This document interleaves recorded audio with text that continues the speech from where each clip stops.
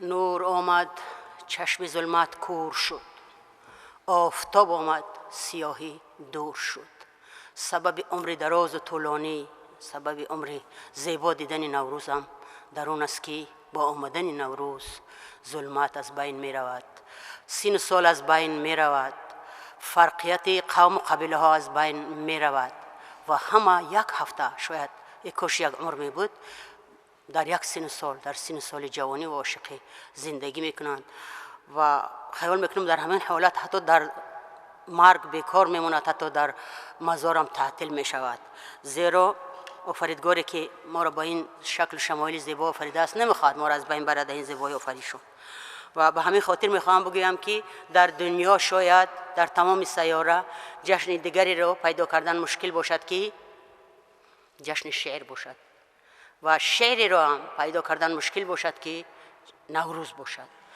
نوروز ما را شعر بزرگ هزار ساله ما و اوج علای محبوبیت و حسن لطافت رسانده است در تصویر خودش و شعر ما را نوروز به اوج علا رسانده است. و همین خاطر جناب پرزیدنت من پیشنهاد میکردم که با دیدن این تالار بسیار این اندیشه من تقویت داد که ما همه یک کار کردیم، با این مشکلی ها نگاه نکرده با آرزوها ما رسیدیم. میخواستم که هر سال در جشن نوروز، در روز اول جشن نوروز، بزم بین المللی شعر جهان در تاجیکستان برگزار گردد، بزم بین المللی نوروز جهانی. من خیال میکنم که این کار برای ما کردن هیچ مشکلی نداره، چون که از استاد رودکی حتی از اونام پیشتر سر کرده درباره نوروز ما اینقدر شعرها داریم و شاید ما شاعرای امروزه کمتر شعر گوییم، شرم داریم که مثلا با این زیبایی تا هنوز چیزی نگفته ایم.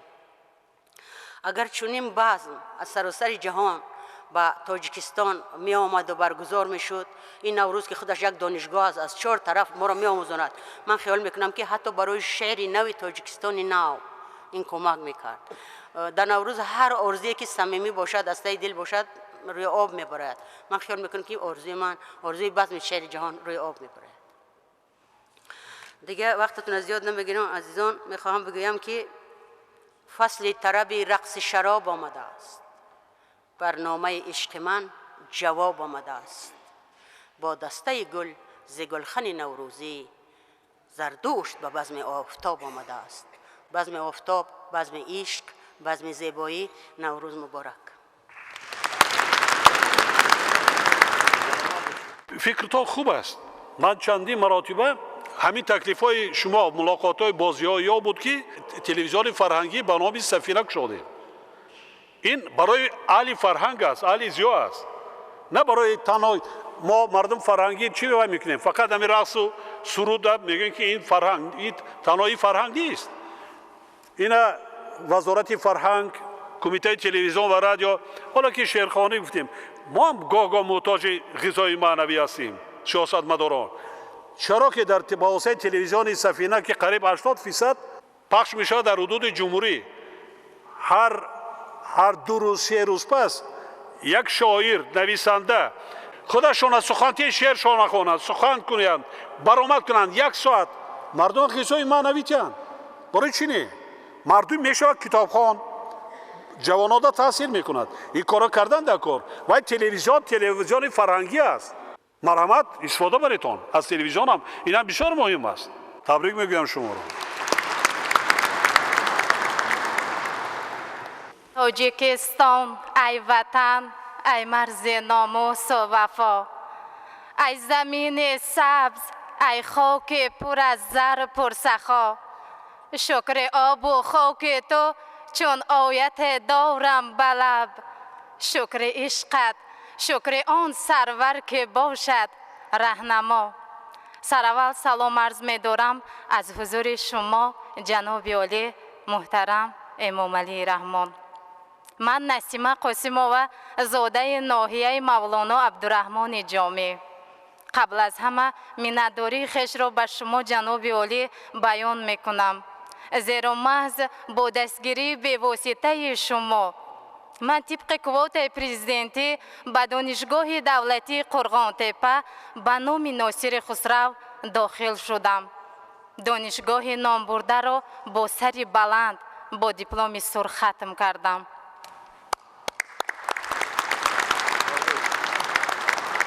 مدت 3 سال در ناحیه مولانا عبدالرحمن جامی به حیث آموزگار معلمه فن زبان و ادبیات تاجیک، جانشین دیرکتور اوید به قسم تربیه و با روزنامه بهارستان ناحیه مولانا عبدالرحمن جامی همکاری داشتم.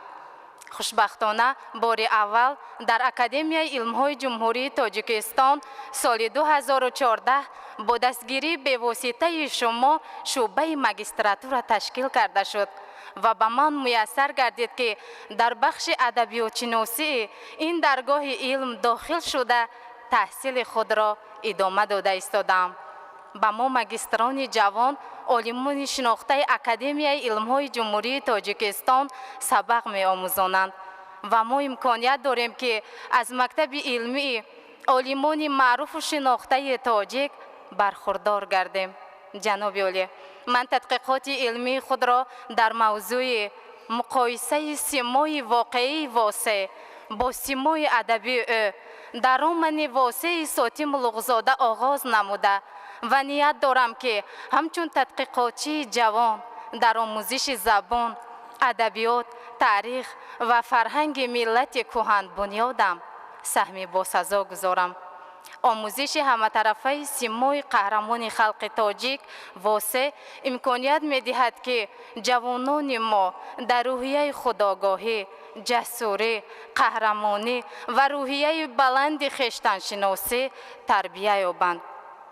جناب عالی، ما جوانان ساحه علم تمام نیرو و قدرت خود را بهر رشد علم تاجیک صرف نموده شما را جناب عالی باور میکنانیم که ما نیز عالمه‌های جوان می توانیم تحقیقات‌های خود را در سطح بلند علمی انجام داده دستاوردهای علمی خود را به خدمت خلق و وطن پیشنهاد نماییم و رقابت پذیری کشور را در عرصه بین المللی تأمین می نماییم. در حال حاضر متخصصان از فنهای زبان و ادبیات تاجیک قریب که به پرگی می رسند و تعلیم در این سمت هم خوب است. باید گفت که از خود کردن زبان دولتی برای هر شهروند تاجیکستان شرط و ضرور است، زیرا تمام کارگزاری در کشور ما با زبان تاجیکی صورت می گیرد. گذشته از این، زبان تاجیکی یگانه واسطه است فرهنگ ملت را حفظ می کند و هر کسی به ارزش‌های ملی ارج می‌گذارد باور دارم که بیچون و چرا این فن را می‌آموزد و باز باید گفت که دوست داشتن زبان این دوست داشتن مادر است، زیرا مادر اولین سخنها را با همین زبان به ما می‌آموزاند و باز باید گفت که زبان تاجیکی یک زبان شیرین است که با این زبان بزرگانمان به مثل سعدی و حافظ و ده‌ها فرهنگیان دیگر اشعار دارند. این همه ضرورت آموزش زبانمان را برایمان به وجود می آورد. وابسته به آموزش ادبیات باید گفت که در دوران شوروی امکانیت نبود که عقیده های تصوفی مولانا جلال الدین رومی بر این شاعرانی که نوشته هایشان سرشار از پند و حکمت بود مفصل تغریف شود. چون امروز تاجیکستان استقلالیت به دست آورد، با این شرافت ما توانستیم از ادبیات خودمان پرتر واقف شویم و اینچنین با ادبیات جهان هم شناسایی داشته باشیم. ادبیات در همه دور و زمان برای انسانیت پند و دست و خلاص. یگان حرف ناجوره یا یگان عقیده ضد انسانی هیچ شاعر و ادیب و نویسنده تا به امروز گمانم ننوشته است. برای مردم ما خیلی شعر دوست و فرهنگی پرورند، ادبیات آنها را باز هم فرهنگی تر خواهد کرد. امروز ادبیات ما توسط اینترنت به جهان پهن می شود و فرهنگ ما یک فرهنگ رقابت پذیر در مقابل دیگر فرهنگی هاست. باعث افتخار و سرفرازی است که ما جوانان دوران استقلال هستیم. ما جوانان افتخار از آن میکنیم که چنین یک راهبر عاقل و دوراندیش داریم و ما جوانان را در تمام سمت‌هایی که نباشد دستگیری می نماید. واقعا جوانان عامل سازنده، نیروی توانا، بالاخره امروز آینده کشور هستند. امروز ما جوانان را می باید تلاش نماییم بهر نایل شدن به هدف‌های در پیش گذاشته شما و استفاده بریم از نیرو و قدرت خویش تا در آینده موفق گردیم. جشن نوروز را به شما و تمام زیایان مملکت تبریک نموده به همه شما عمر دراز، تن صحت و خانه آباد را تمنا دارم. بر تاجیکستان عزیز نوروز می آید چه خوش. نوروز زیبای عجم فیروز می آید چه خوش. بنگر به گلهای وطن سرخ و سفیده چمن بر خاندان تاجیکان خوشروز می آید چه خوش. بادا مبارک تاجیکم فرخنده روزیت کنون از ملک زیبای عجم امروز می آید چه خوش. تشکر.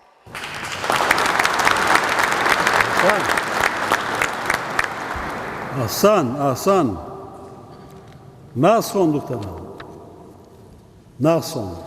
نامتان نامی تاجیکی بسیار باید به شما موفقیت. من شما از نام این حاضرین موفقیت برای کار.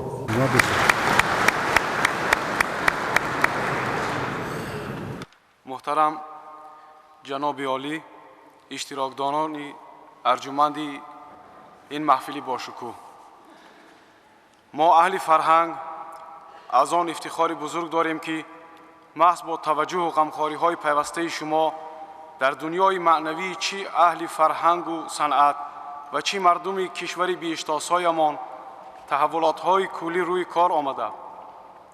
فضای هنری جمهوری صاحب استقلالمان بیش از پیش معطر و پرفیض می گردد.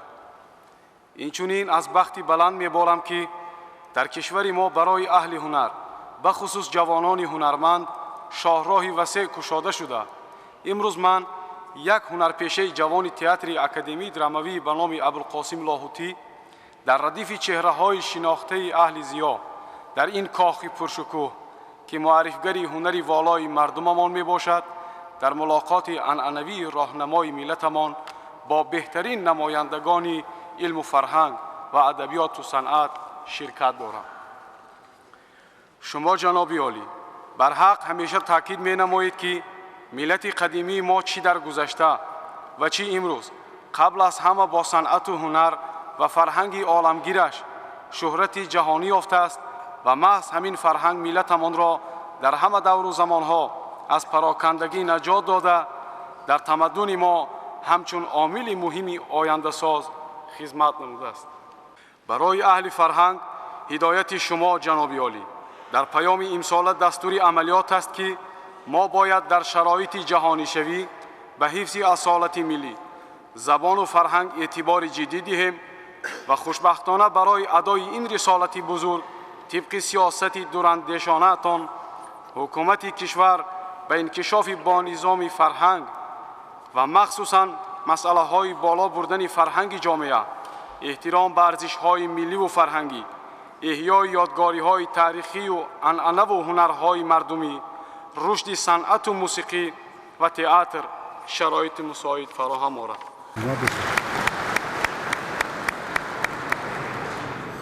نصرت نوروز و پیک نوبهاران زنده باد.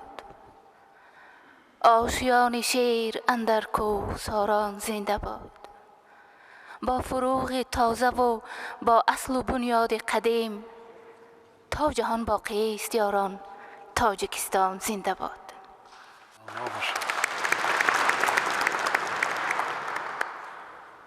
پیش از همه عرضی درود به شما جناب پرزیدنت و حاضرین گرامی. در حضور شما سخن گفتن برای من باعث افتخار و سربلندی است و میخواهم سخن را از شکر استقلالیت و آبادی وطن عزیز آغاز بخشم، زیرا میگویند که بلبل در آن آواز بلبل از آن باغ به گوش میرسد که آباد و شکوفان باشد و محض به شرافت استقلالیت امروز جوان و به جوانان امکانات های بهترینی تعلیم و تربیت فراهم آمده است و اون 30,000 نفری که میگوید در خارج کشور با دستگیری حکومت تحصیل علم میکنند. این 30,000 تجربه پیش قدم است و این 30,000 دلی که در بیرون از وطن برای وطن میتپد. شما در سخنرانی و پیام های خویش همیشه تکیه به جوانان میکنید و این البته به ما یک روح و توان تازه میبخشد و در وجود ما مسئولیت را نسبت پیش وطن زیاده میگرداند. و من از نام تمام جوانان ایجادکار برای دستگیری و باوری به شما منتداری بیان میکنم و به شما اطمینان میدهم که ما در رشد همه جانبه دولت و پاسی تاریخ و فرهنگ و زبان پاک و مقدس هستی خود را دریغ نمی داریم. من در نشریات دولتی ادیب کار و فعالیت دارم و این نشریات همه ساله با دستگیری و کمک شما نمونه بهترین آثار ادیبان کلاسیکی و معاصر ما را به چاپ می رساند و در آزمون‌های وطنی و خارجی باعث سزاوار جایزه و افتخارنامه ها می گردد. یعنی ما جوانان برای آگاه بودن از میراث علمی و ادبی گذشتگان خیش یگان صدی نداریم. البته این همه تلاش و کوشش های شما است جناب عالی و در مورد نوروز که امروز سر تا سری تاجیکستان ما تنتنه نوروزی دارد، ما جوانان آگاه هستیم که محض با تلاش و کوشش های شما احیا بزرگ داشته نابغه های گذشته ما، احیای رسم و مراسم های ملی ما به میان آمده است و در این همه عزم و تلاش های شما نه تنها نوروز عمر دوباره دید بلکه سطح جهانی گرفت، مقام جهانی گرفت. نوروز آمده است ز گل پیرهن کنی وین جامه فسرده جدا از بدن کنیم. ارج خدا و خاک وطن مهر و همدلی است، سبز از بهار عشق دل خویشتن کنیم. ما مرغکان صلح و صفا پروریده ایم، خوش باد اگر ترنم شعر چمن کنیم. در موج پرچم رنگین کمان نور، چون غنچه ها به هم شده رقصی چکن کنیم. بگشاده هر گوری در دل را به نوبهار، بزم و طرب به محفل سرو و سمن کنیم. از پاره پارگی نبود حاصل مراد، یک گشت بحر قدرت هم انجمن کنیم. نوروز پر کشیده به عالم زی ملک ما افتخار از این وطنی بیشکن کنیم. با سروری خجسته فرو خلق نیک بین، بهر خدا که شکر از انسان وطن کنیم. نوروز آمده است ز گل پیرهن کنیم.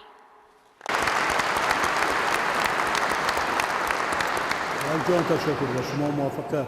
کم نشد در سربلندی فیض تو چون آفتاب، سایه تو بیش شد چندان که بالاتر شدی.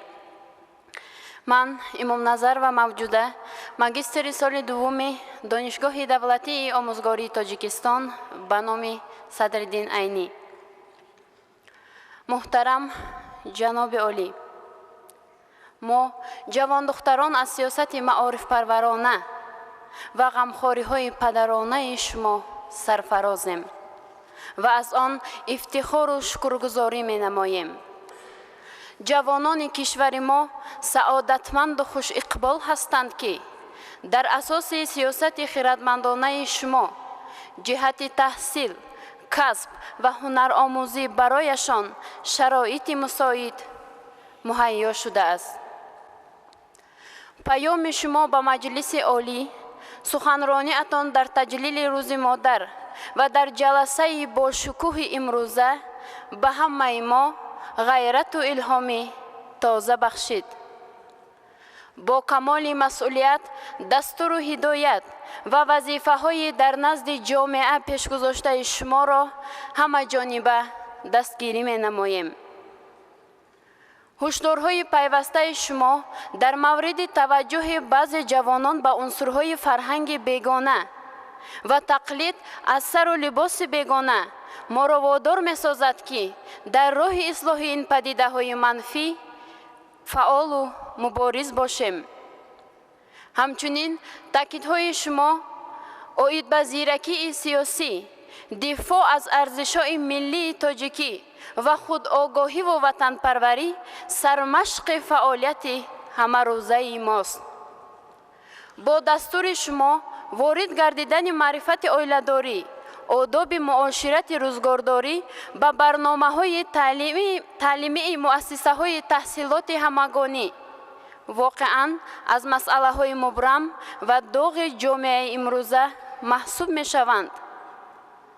дар ин замина ташкили оилаи солим, пешгирии никоҳи хешутаборони наздик, муоинаи ҳатмии тиббӣ пеш аз издивоҷ ки масъалаи асосии ҳифзи генофонди миллӣ мебошанд, дар ҳақиқат барои ҷомеаи мо як амри саривақтӣ ва дурандешона аст.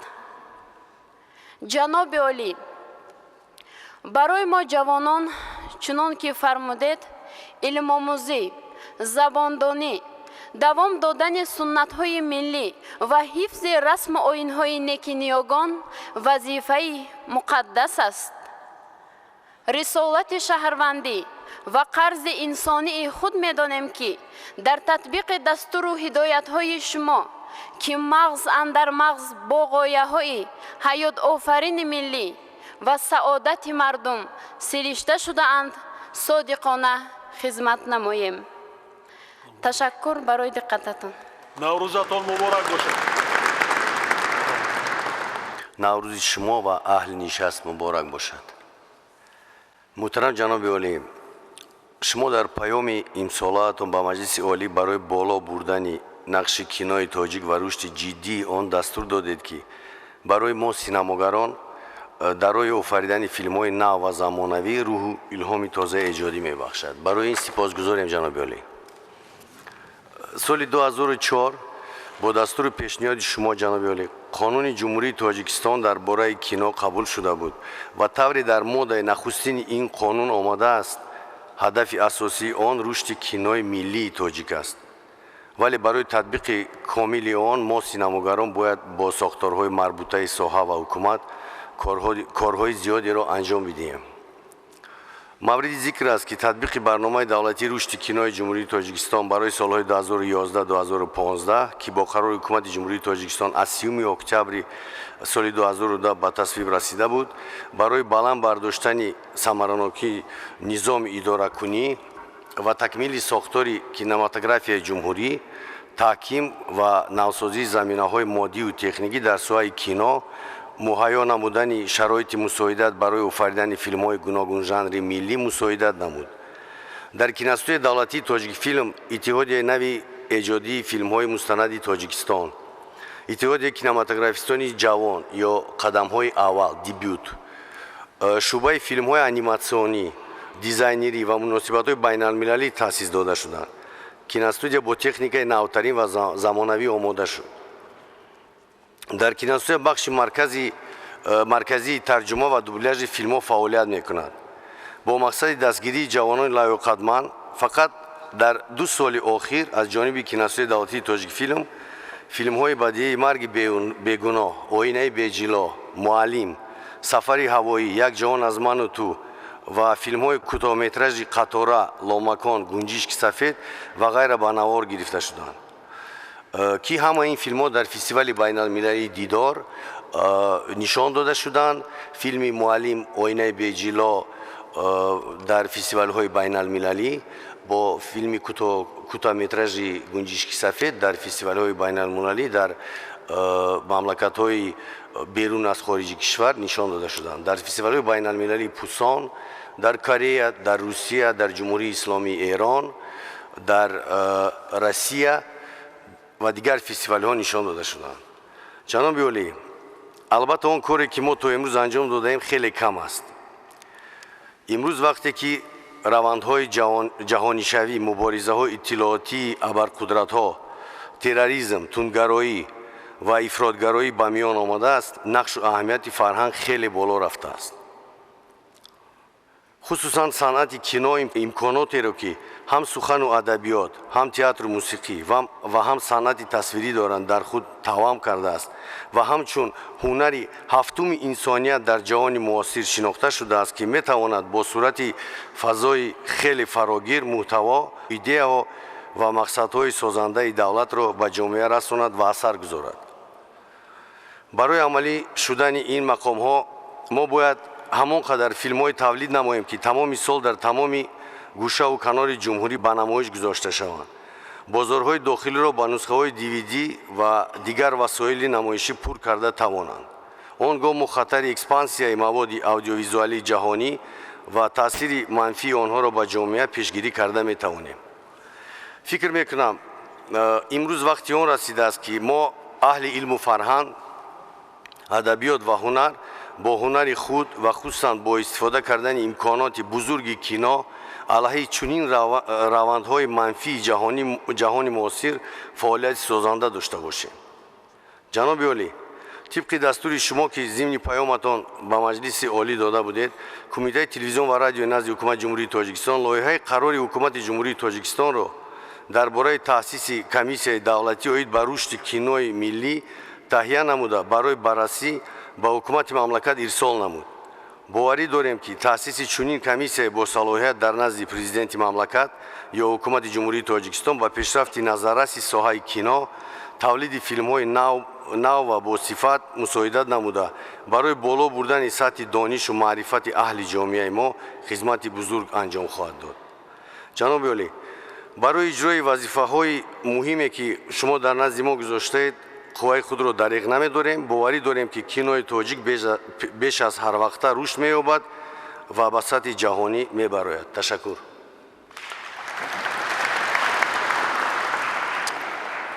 дар бораи тақлид кардан либосҳои бегонаро пӯшидан. як сабабаш намоиши дар телевизион намоиши кинофилмҳои хориҷӣ аз Марокко, аз Турсия, дигар онҳое ки ҳамаи либосҳоро вай мекунанд. кинофилмҳои хориҷӣ не ки ба воситаи телевизионҳои мо, балки ба воситаи мавораот мегиранд. мо имрӯз талаботи иҷтимоӣ ки мардума ғизои маънавиро махсусан киноҳои тоҷик, киноҳои миллӣ бештар мардума ҷалб карда натавонист. барои ҳамин таклифи маъмул комиссияи давлатӣ таъсис додан дар кор, агар комиссия назорат кунад барои рушд инкишофи киноҳои тоҷик. барои чӣ киноҳои замони пеша тамошо мекунанд? кино 10 маротиба мон тамошо мекунанд.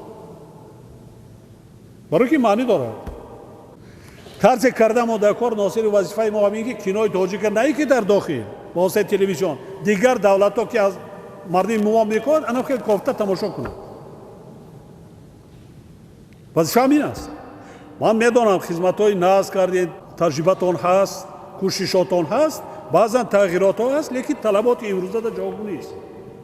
ман доимо ба аҳли зиёи мамлакат такя карда будам ва такя мекунам, дастгирӣ карда будам, дастгирӣ мекунам ва ба ҳамаи шумо танҳо рӯзи наврӯзӣ ва хушбахтиву осмони софро орзу дорам.